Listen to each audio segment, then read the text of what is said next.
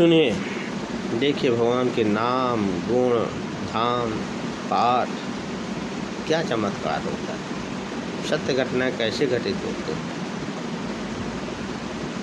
इस कलयुग में हो रहे हैं। कोई बहुत त्रेता और द्वापर में आने की जरूरत नहीं। एक सत्य घटना पंडित लोकेश जी द्विवेदी ने भेजा है। गजेंद्र की वो चमत्कारिक घटना है। शीर्षक है गजेंद्र मोक्ष स्रोत की महती कृपा। गजेंद्र मोक्ष होता है, पतली सी किताब होती है, बाजार में मिल जाएगी, आप पढ़िए। पहले इसको सुनिए तब और लगन लगेगी, आपका बल बढ़ेगा, आत्मबल बढ़ेगा। जल्दी जल्दी मैं पढ़ रहा हूँ। सत्य घटना है क्योंकि ये कृपानुभूति अंग कल्याण में भेजी गई है। भेजा किसने? पंडित लोकेश जी द्विवेदी ने।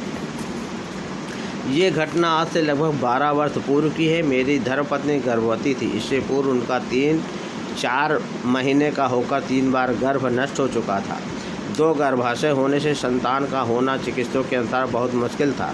गर्भाशय में कुछ अन्य विकारों के चलते जच्चा बच्चा दोनों का ही जीवन संदिग्ध था। डॉक्टरों ने स्पष्ट कह दिया था कि संतान होना ही कठिन है और हुई भी तो उसका बच पाना मुश्किल है। मैं अत्यधिक निराश एवं व्यथित था। परिवार में मेरे अलावा दौड़ भाग करने वाला और कोई न था। अब आप समझिए कितनी परेशानी।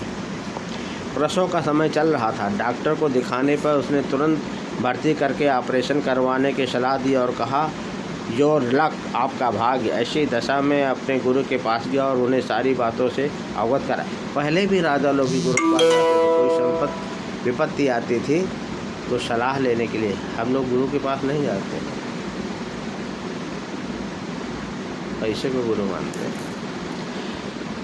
अपने गुरु जी के पास गया, उन्हें सारी बातों से उन्होंने मुझे बताया कि सारी समस्याओं का हल केवल गजेंद्र मोक्ष स्रोत है। उसे तुम आर्त भाव से पढ़ते रहना, समस्याएं लहरों की भांति आकर चली जाएंगी। यह होता विश्वास। इस बात का चिंतन करते हुए मैंने पत्नी को हॉस्पिटल में भर्ती करवा दिया और वहीं पर रो रो कर गजेंद्र मोक्ष पढ़ते हुए भगवान नारायण को पुकारने लगा। कुछ देर बाद नर्स ने आकर मुझे दवाओं का पर्चा थमा दिया और तत्काल दवा लाने के लिए कहा। मैं उस बदहवासी में भागा दवा लेने गया। दवा लाकर मैंने नर्स को दे दी और फिर वहीं बाहर बैठकर अपने सबसे बड़े सहारे भगवान नारायण को गजेंद्र मोक्ष पढ़ते हुए पुकारने लगा। डॉक्टरों ने काफ़ी सावधानी से पर्याप्त समय देकर ऑपरेशन किया और भगवान की कृपा से ऑपरेशन सर्वथा सफल रहा। जन्म के समय शिशु अत्यंत क्षीणकाय था, दुबला था।